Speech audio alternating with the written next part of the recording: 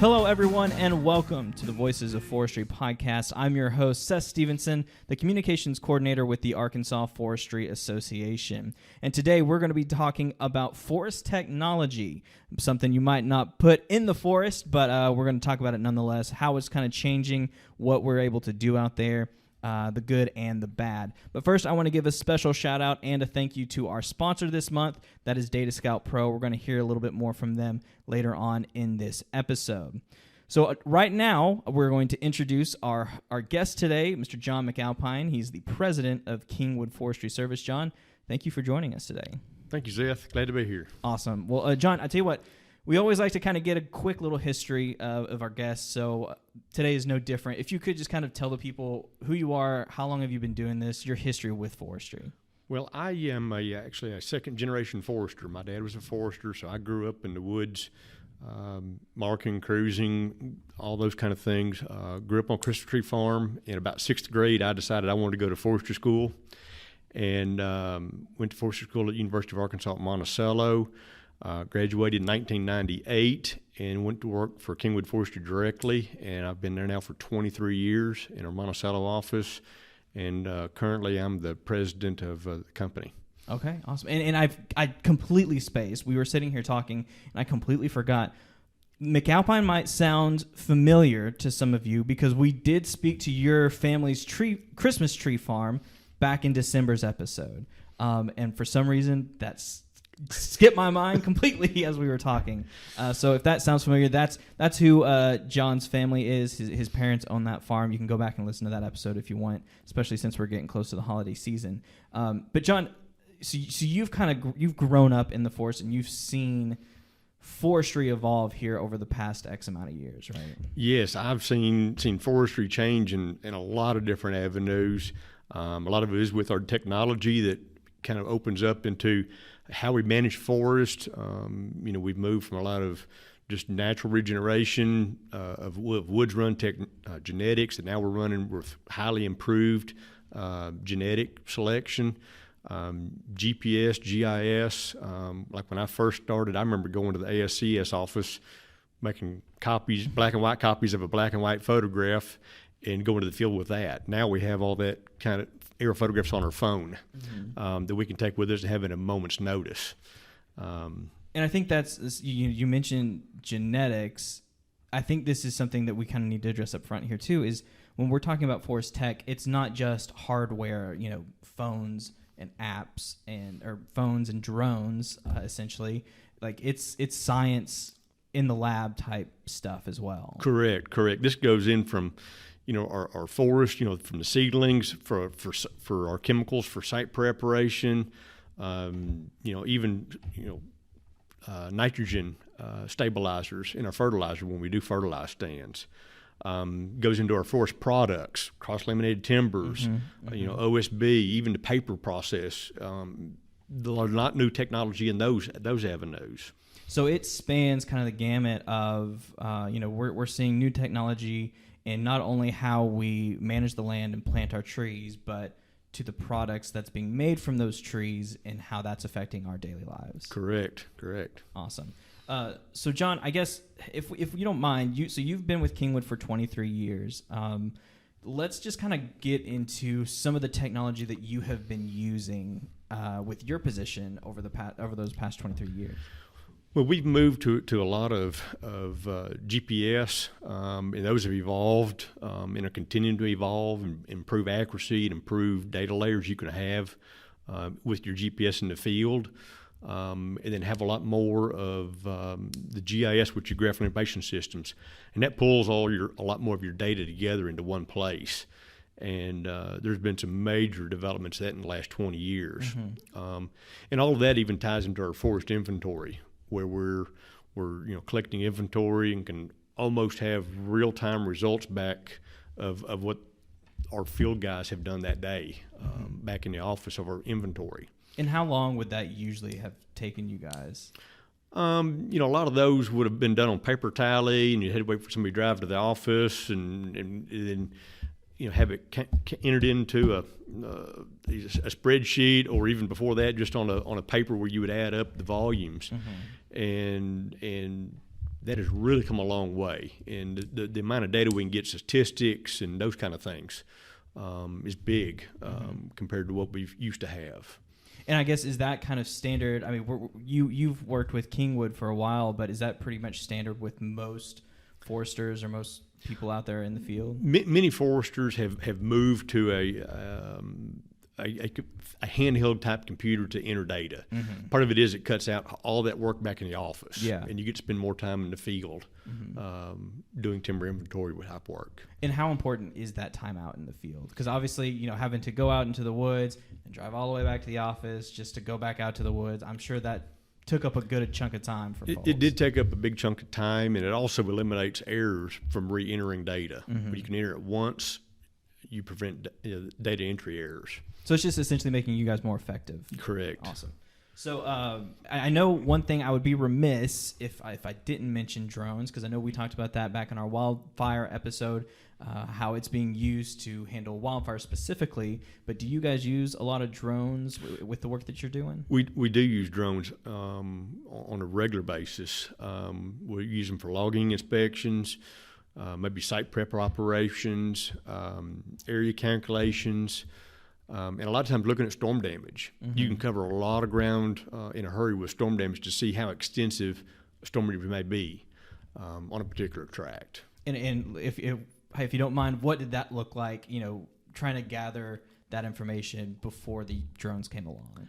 A lot of times you had to get on your hands and knees and crawl through the woods. And a lot of those things, would used to take a day to actually maybe walk through a storm damage determinant. Now I can do it in 10 minutes.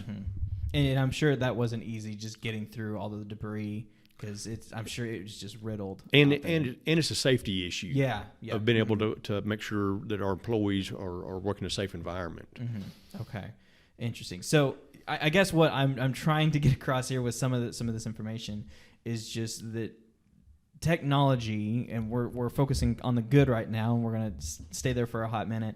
But technology is just making you guys' job not only safer but quicker, more efficient. It's kind of helped you guys be better. Yes, yes, it has. And the other part it does is it actually helps give documentation for things such as tree farm in the audit process, or those things that you've actually documented and verified that these things have been taken care of. Okay, awesome. As part of the forest management activities. Awesome. So one other thing too that I kind of wanted to talk about, again, you've been doing this you've been with Kingwood since 1998, but you've been out there much longer in the woods. How have cell phones? I mean, that's got to be a big part in being able to, have access to things right at your fingertips. Are there any new apps or that you guys utilize a lot out there? There's one of the apps that we use on a regular basis is Avenza Maps. And there's a free version of it that allows a user to use 3 maps, I believe, at one time.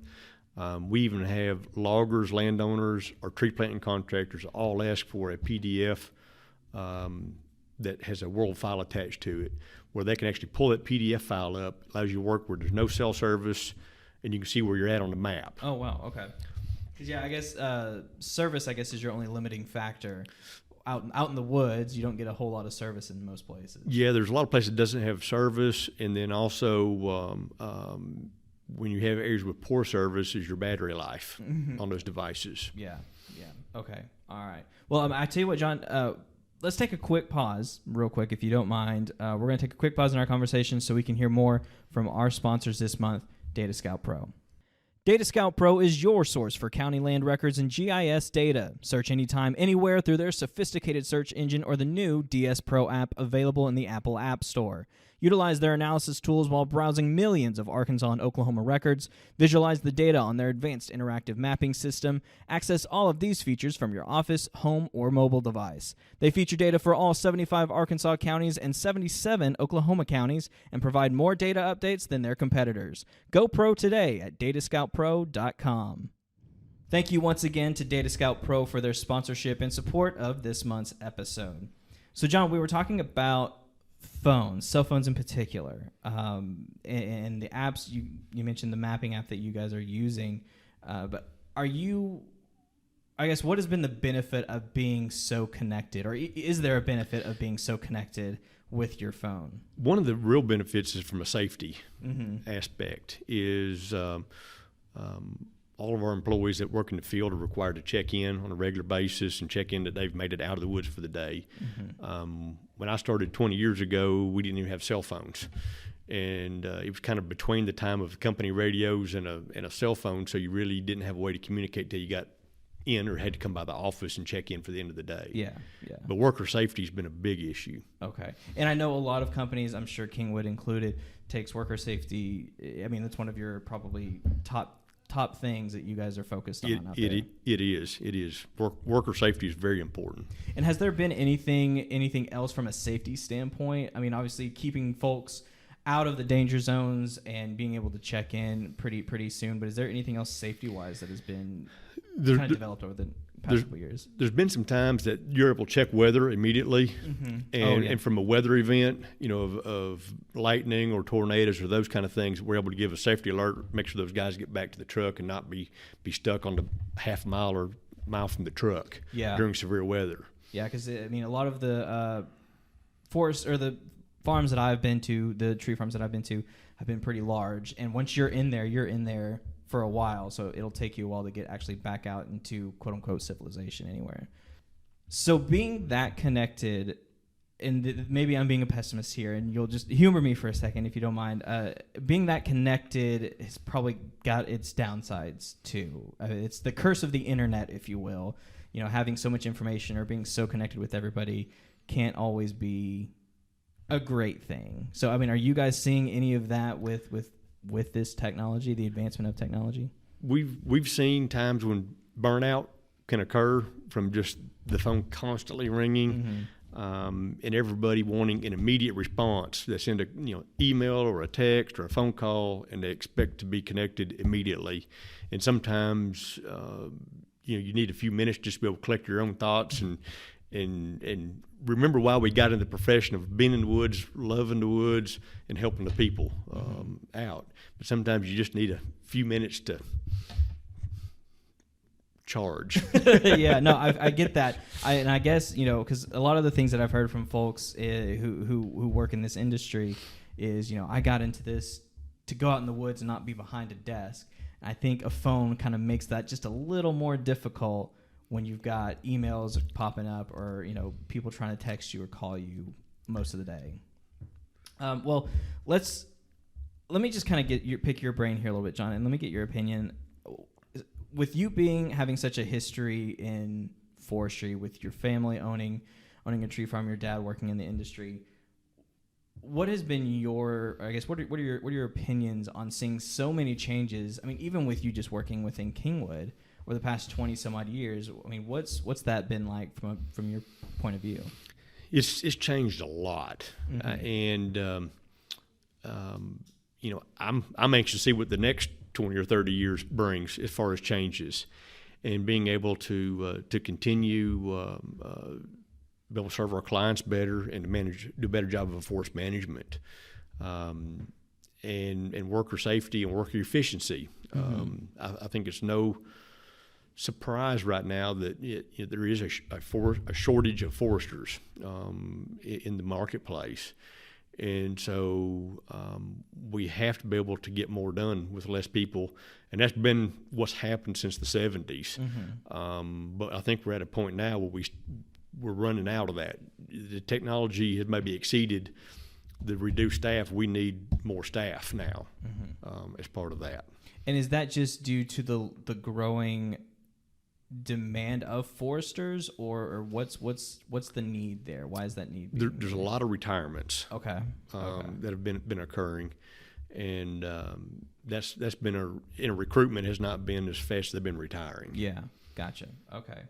Well, this kind of works pretty well into my next question that I had for you is the quick rate of new products or new apps or just new ways of doing things, how has that affected the training or education to get people up and running to be able to go out into the woods by themselves and do what it is that they need to do?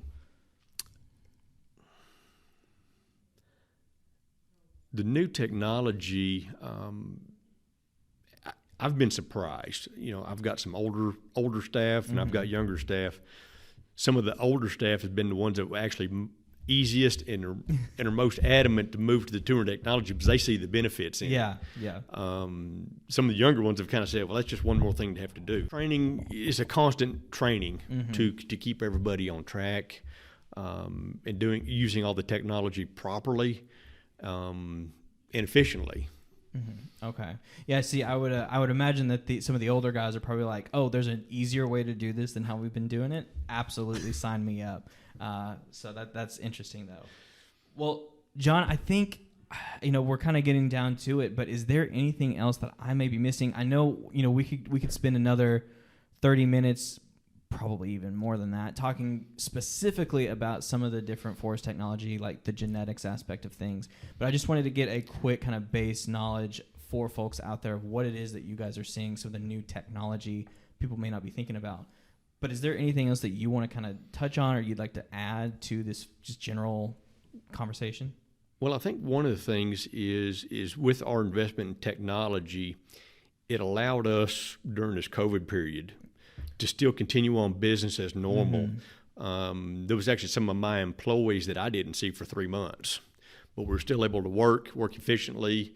I would send them cruises, they would send cruises back, and we were able to work and still not lose that productive time. Still be able to keep our distance and follow the state guidelines and those things, and make sure our workers were still staying safe. Yeah. Okay. Yeah. And I keep forgetting. Goodness, probably my brain is trying to erase the last 2 years, to be honest. But I keep forgetting that was a big thing. Because, even us, we're not out in the woods here at AFA. We're in the office, but we were still able to work and talk just through our computers. So I'm sure that has been a big help with you guys out there. It has. And then there's been some other things is we've tried some landowner meetings that the landowner couldn't make it for travel with COVID and everything else. We actually did some in the woods Zoom meetings. Oh, okay. And we're showing them the forest through my iPad. yeah. And letting them sit at home. So it was kind of a virtual tour of their own tree farm, which had some hiccups in it, but we were still able to work through some of that. But I'm sure that's something that we haven't quite touched on either. Is that's probably a big benefit for out-of-state landowners. Instead of having to come all the way into Arkansas for half a day, they can just easily get in touch with you guys, and you can do a virtual little tour or something. Right. So, okay, awesome. Well, John, if that's everything, I think we're good. Like I said, we just want to kind of build a nice base knowledge here for folks, and Lord knows we're going to be building more upon this with cross-laminated timber. I'm sure the forestry genetics is fascinating, and anything else that kind of pops up. But I want to thank you for joining us today and giving me a little bit of your time to come and sit down here with me as I stumble through some of this. What you guys probably didn't hear, you wouldn't have heard it anyways because it was just a long bout of silence, is me losing my train of thought for a hot minute. So thank you for bearing with me today, John. Thank you, Seth. Awesome.